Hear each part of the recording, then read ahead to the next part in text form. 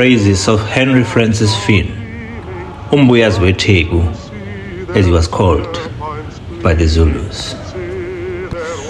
Mbuyazi of the Bay, the long-tailed finch that came from Pondoland, traveler who was never going to go home, hungry one who ate scented reed of the river, the finch that never begged, unlike those who were spat out by the land, deep-voiced speaker like a rumbling thunder, bull calf with a capacious paunch, feathers that grow and then molt, tamer of the intractable elephant, he who became pregnant with many children.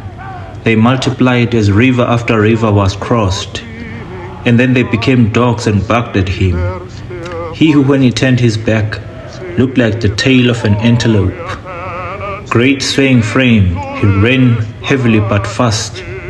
Running away from Zululand, he made haste, back with thorns on it like a mamba, beauty like the mouse baits of Mantegu, that are yellowish on their wings, a white man whose ears shine in the sun, long snake that took a year to pass by, and eventually passed in another year, protector of orphans, pusher aside of elephants so that they fall, he who points with a stick and thunder and lightning come forth, everything that he points at falls and dies, our egret that came out of the sea, elder brother of Shaka, whom he raised from the dead.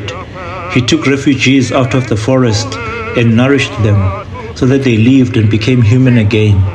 Hooray, hooray, hooray for the rescuer, wild animal of the blue sea.